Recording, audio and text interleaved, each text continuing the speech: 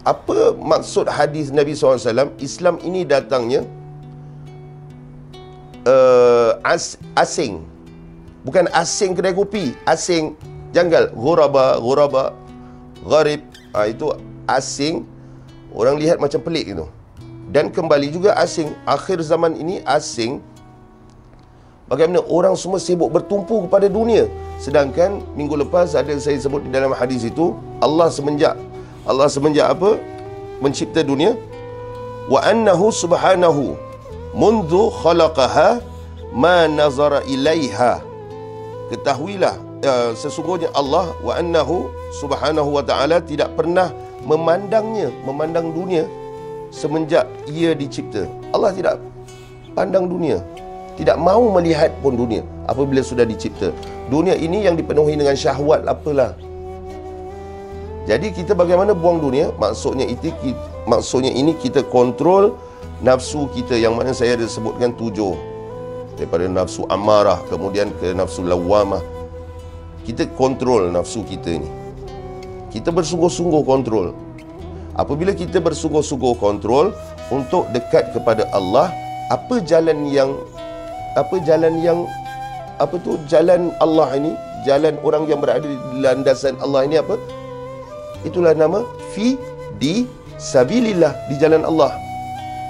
Jadi apabila orang bersungguh-sungguh berada di landasan Allah itu sehingga dia meninggal, bersungguh-sungguh ini apa? Mujahadah.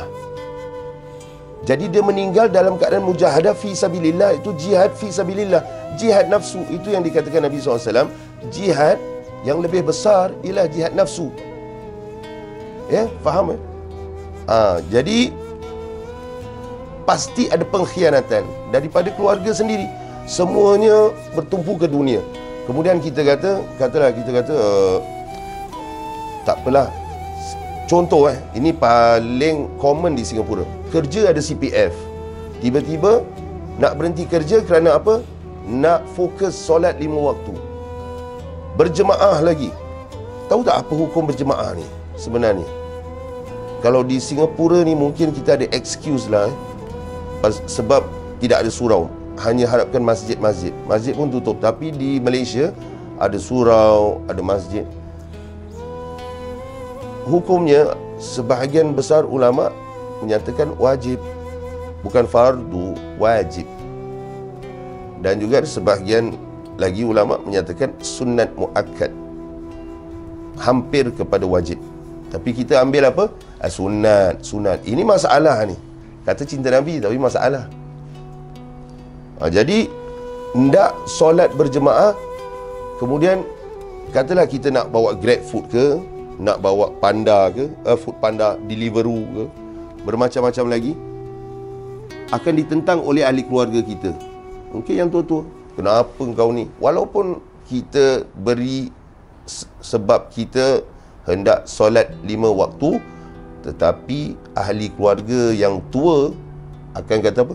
Tak ada CPF, macam mana nak hidup? Dia lupa Allah yang beri, Allah yang beri manfaat, Allah yang beri mudarat, Allah yang memberi makan, Allah yang menarik rezeki. Ini orang Singapura perlu sedar diri bahawa kita ni adalah hamba. Apabila kita hamba, buat hal hamba. Urusan Allah, usaha kita, doa, usaha dan tawakal. Kemudian akan datanglah cerita-cerita. Nanti mulut ni tahu, saya teringat kawan saya baru-baru ni cakap makjujat, mulut makjujat. Tahu makjujat? Cerita ni, aku punya anak saudara ni, aku punya anak ni, aku punya abang, aku punya kakak, aku punya adik ni, dia tak nak kerja, dia nak solat 5 waktu. Dia cerita-cerita dengan orang, nanti orang jadi kata-kata sampai tempat orang lain.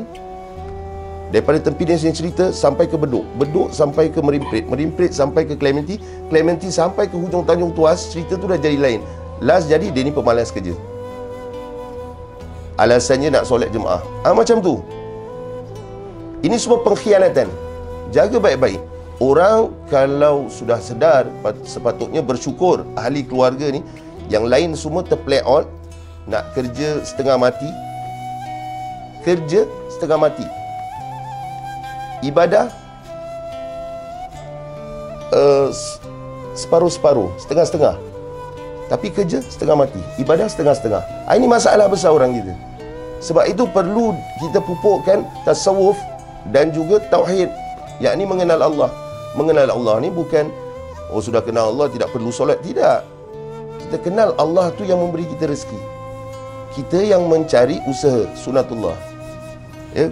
Jadi pengkhianatan begini, kata-kata pemulauan, dah kena khianat. Orang ni nak jadi baik, dia khianat. Dia cakap, kalau macam ini, aku tak nak support kau. Kau nak ambil Grab punya lesen, aku tak nak support kau.